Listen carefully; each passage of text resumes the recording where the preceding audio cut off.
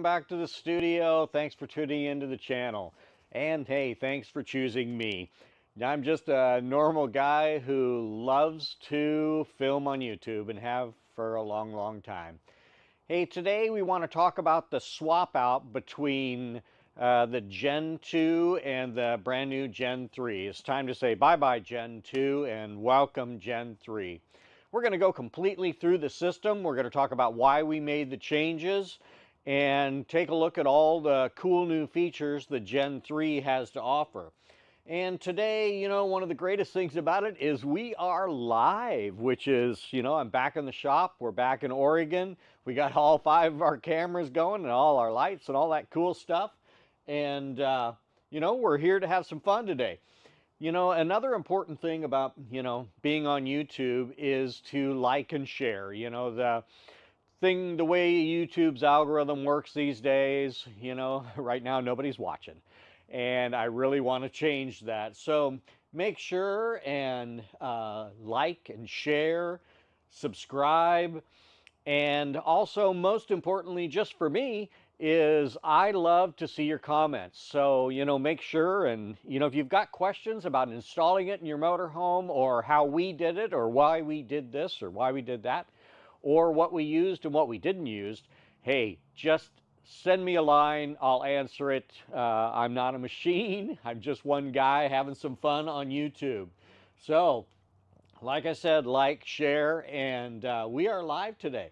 So, yes, I have my video switcher over here on the right. So, occasionally I've got to switch between videos and fun things to see. But I want to talk a little bit right off the bat of why we made the decision. You know, here is our system. We're in Las Vegas, and you can see the wind's blowing a little bit. And our old system, basically, we built a complete system that fit in the bus, mounted to the bus.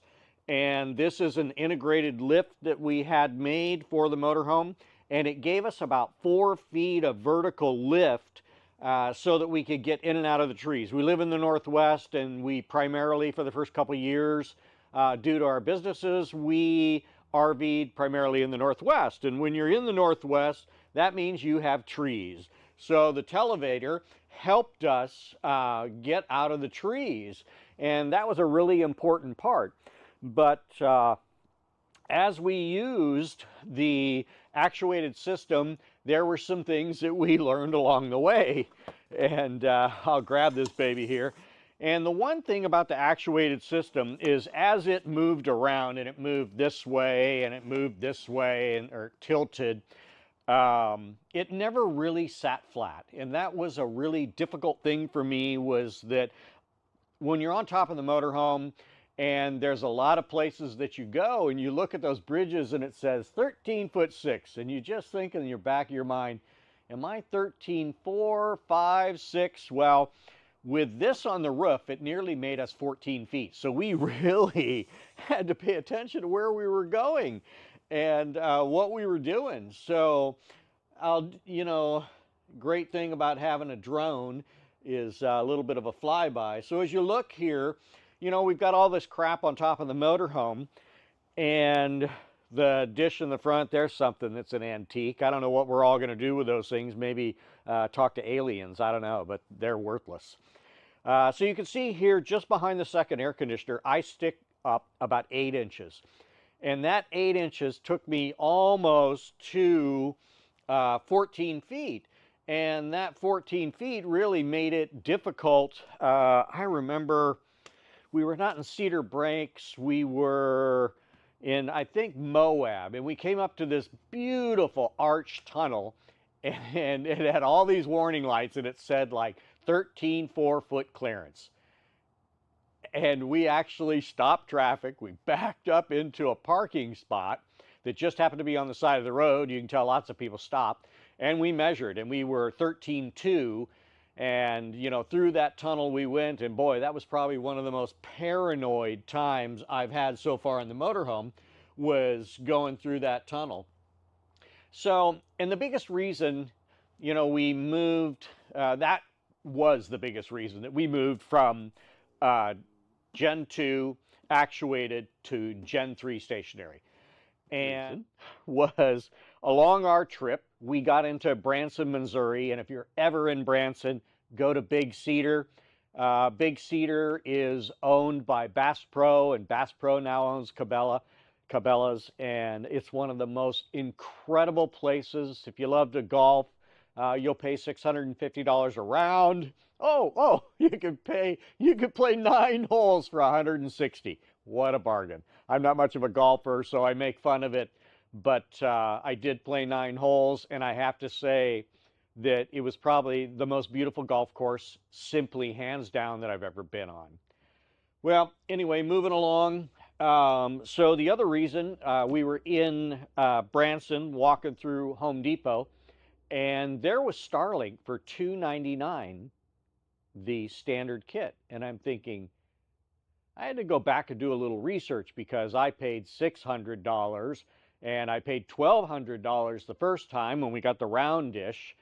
I thought, wow, I mean, I see that, over time manufacturing costs come down, but $299 was like a swinging deal, and it didn't move. So I bought the unit. And in Branson, I decided, well, I got a couple spare days here. Let's climb up on the roof and let's install the system. So here's that was the Gen 2 parked. And I removed everything from the televator, put in the new mount system, and threw it up onto the roof. And I thought, wow, this is going to be a 1-hour install. And here I played around. As you could see, I did all my stuff. And here's my delay. Now, the delay was due to, I thought I'm just going to flip the dish and be done. And wow, what a cool thing that's going to be. And then, of course, they have to change. Something always has to change. Well, and the other thing that was apparent right off the bat was, let's take a look at the box here, the size. So the unit was a little bit bigger. So we'll talk a little bit about the systems here. So this is the Gen 3, and here's my trusty old Gen 2. And the Gen 2 is a bit smaller, but it's got this piece here is non-changeable. This is hard put or cut into the machine, because this allows it to turn this way, turn these two ways, inside a motor inside of here, whereas this is pretty much, just like you see it. When the kickstand's down, I mean, the system lays flat, just like this. So on top of an RV, if you think about it for a minute, this is an ideal way to be. And even like this at 30 degrees, it's still a fairly, flat system. And I'll show you a picture here. This is, hey, there's my Tommy Bahama chair, my favorite chair. You can see when you look at the air conditioner, it really is right down there by it. And it mounted flat, beautiful. It ended up being even with the air conditioners, and it turned out the best thing I'd ever installed. Just the problem along the way was the switch in the cables between USB-C and Cat 5, which simply meant my 1-hour job turned into a crazy 5-hour job, because I had to rip the cable out. And the cable was mounted through a junction box, and then the junction box went through the roof, and it was sealed.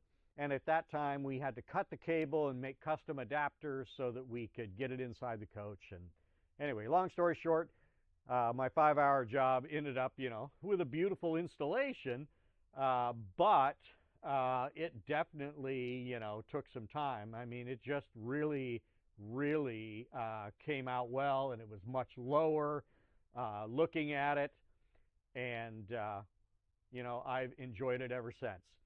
So, and, now that I've got you hooked on the Gen 3, I want to talk a little bit about the router. Another reason why this router is like, the best way to describe it is it's a single fishing line. When it sends a signal out, sends one signal out, sends one signal out.